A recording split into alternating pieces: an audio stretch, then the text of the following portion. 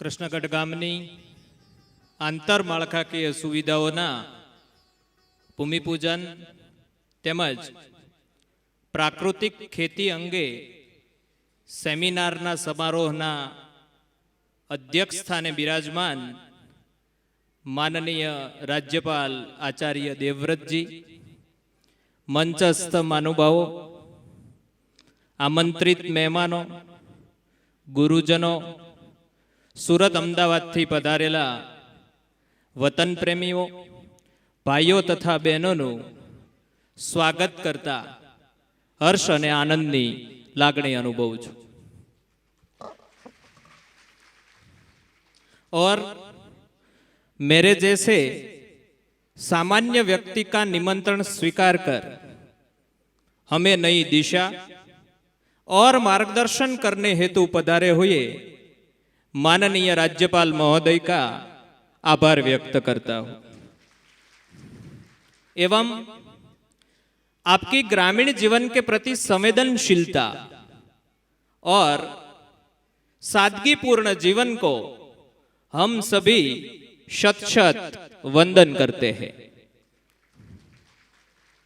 परम कृपाळु परमात्मा श्री हरिनी दिव्य दृष्टि, इष्ट देवनी असीम कृपा, मारा माता पिता, शतायु दादी मां तथा पूर्वजोना आशीर्वाद थी थयेला भाग्योदयना कारणे पहली मां जन्मदाता, बीजी मां जन्मभूमि अने त्रीजी मां भारत मातानु ऋण चूकववा प्रेरणा आपवा बदल ईश्वरनो आभार मानु छुं।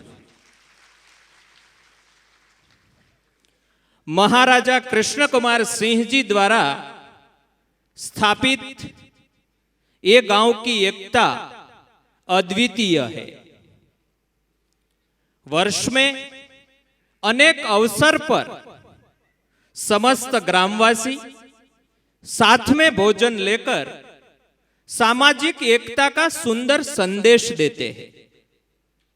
परम पूज्य पांडुरंग शास्त्री द्वारा प्रेरित स्वाध्याय प्रवृत्ति के रंग में ये पूरा गांव रंगा हुआ है।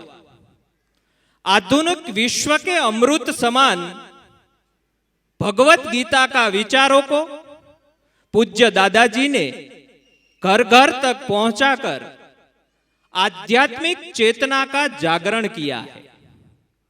मैंने भी स्नातक स्तर की शिक्षा के दौरान पूज्य दादाजी का विचारों से पारिवारिक संस्कारों का सिंचन किया है।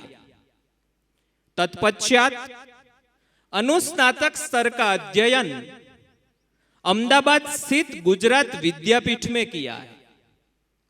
गुजरात विद्यापीठ में अभ्यास के दौरान प्राकृतिक खेती, सामूहिक जीवन, ग्राम्य जीवन, निर्व्यसन और उत्कृष्ट व्यक्तित्व के आदर्शों का गहरा चिंतन किया है। माननीय राज्यपाल महोदय, मैं अति प्रसन्नता व्यक्त करता हूं कि आप राज्यपाल के साथ साथ गुजरात विद्यापीठ के कुलाधिपति के रूप में इस समारोह का हिस्सा बने हैं, इसलिए आपको शत शत नमन करता हूं। 21वीं सदी ज्ञान, विज्ञान अने विकासनी सदी छे। माननीय प्रधानमंत्री श्री विकासशील भारत ने विकसित भारत बनाववा माटे रात अने दिवस मेहनत करी रह्या छे। त्यारे सौनो साथ, सौनो विकास अने सौना सहकारना सूत्रने सार्थक करवा माटे कृष्णगढ़ गामनी आंतरमाळखाकीय सुविधाओनो विकास करीने ग्रामीण अर्थव्यवस्था ने मजबूत बनाववानो एक प्रयास करी रह्यो छुं। माननीय राज्यपाल महोदय, आपना द्वारा कृष्णगढ़ गामनी आंतरमाळखाकीय सुविधाओनुं भूमिपूजन थई रह्युं छे। तेनी साथे साथे एक युवा अर्थशास्त्री द्वारा તૈયાર કરવામાં આવેલા ગ્રામીણ વિકસિતતાના મોડલનો સંદેશો ગુજરાતના 20,000 તથા ભારતના 7 લાખ ગામડાઓને આપી રહ્યા છો. આપશ્રીની પ્રેરણાથી આવનારા સમયમાં વતન પ્રેમી વ્યક્તિઓ દ્વારા પોતાના ગામને કૃષ્ણગઢ જેવું વિકસિત ગામ બનાવશે તેવી મને શ્રદ્ધા અને વિશ્વાસ છે. માનનીય રાજ્યપાલ મહોદય, મને ઘણા મિત્રોએ સવાલ કર્યા છે કે તમારી ઉંમર 45 વર્ષ કરતા ઓછી છે, તેમજ અર્થશાસ્ત્ર અને ધંધામાં પારંગત છો. આ 25 કરોડ રૂપિયાને જો તમારા ધંધાની અંદર વાપરો તો આવનારા 15 વર્ષ પછી તે 100 કરોડથી વધુ સંપત્તિ બની શકે છે. ત્યારે મેં એઓને જવાબ આપતા જણાવ્યું કે વાત તમારી સાચી છે, પરંતુ મારી દ્રષ્ટિએ કૃષ્ણગઢ ગામના 2000 લોકોને ભૌતિક સુખ સગવડતાઓ આપી શકું એ 100% સોનાથી પણ શ્રેષ્ઠ સંપત્તિ છે. આ તબક્કે રાષ્ટ્રના પ્રગતિશીલ યુવાઓને આહવાન કરું છું કે તમારી પાસે જરૂરિયાત કરતા વધારે ધન હોય તો આવા વિકાસ કાર્યો કરીને પુનર્જન્મ માટે પુણ્યનું ભાથું કમાવવું જોઈએ. ઉર્જાવાન ધારાસભ્ય શ્રી મહેશભાઈ કસવાળાને વિનંતી કરું છું કે કૃષ્ણગઢ અને તેની આસપાસના ગામોના મોટા ભાગના યુવાનો સુરત અને અમદાવાદ ખાતે જીવન નિર્વાહ કરી રહ્યા છે.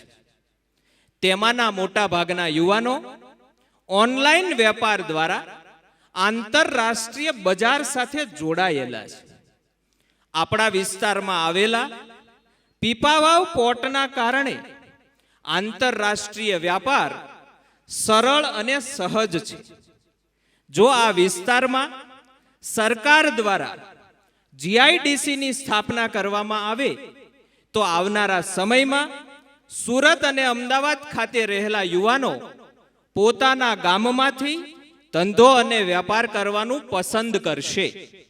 પરિણામ સ્વરૂપે નવી રોજગારીની તકોનું સર્જન થશે, તેમજ કૃષિ અને ગ્રામીણ અર્થવ્યવસ્થાને વધુ મજબૂત બનાવી શકીશું. માનનીય રાજ્યપાલ મહોદય, હું આપને વચન આપું છું, નવેમ્બર 2028 સુધીમાં કૃષ્ણગઢ ગામની આંતરમાળખાકીય સુવિધાઓનું કામ પૂર્ણ કરવામાં આવશે. સાથે સાથે અમે સંકલ્પ લીધો છે કે નવેમ્બર 2028માં માનનીય પ્રધાનમંત્રી શ્રીના હસ્તે તેમજ આપની પ્રેરક ઉપસ્થિતિમાં આ ગામના વિકાસ કાર્યો અમારે રાષ્ટ્રને અર્પણ કરવા છે. આપશ્રીની અનુકૂળતાએ અમારો આ સંદેશો તેમજ વિકાસ કાર્યની નોંધ માનનીય પ્રધાનમંત્રી સુધી પહોંચાડવા વિનંતી કરું છું. આ સમારોહને સફળ બનાવવા માટે અમને ઉર્જા આપવા પધારેલા મંચસ્થ મહાનુભાવો, આમંત્રિત મહેમાનો, ગુરુજનો, સુરત અમદાવાદથી પધારેલા વતન પ્રેમીઓ તેમજ મારી કર્મભૂમિ દેગામથી પધારેલા મારા મિત્રોનો વિશેષ આભાર માનું છું. તેમજ લયબદ્ધ, તાલબદ્ધ, નિયમબદ્ધ અને શિસ્તબદ્ધ સહકાર આપવા બદલ તમામ ગ્રામજનોનો આભાર માનું છું. આ સમારોહને સફળ બનાવવા માટે સરપંચ શ્રી, ઉપસરપંચ શ્રી, ગામના યુવાનો, મારા ભાગીદાર મિત્રો, સંચાલક શ્રી ડોક્ટર શૈલેષ રવિયા સાહેબ, પત્રકાર ડોક્ટર જીતેન્દ્ર બાંધણિયા, ડેકોરેશન વાળા ભૂરાભાઈનો તથા સરકારી વહીવટી તંત્રનો ખૂબ ખૂબ આભાર. ધન્યવાદ. ભારત માતા કી જય.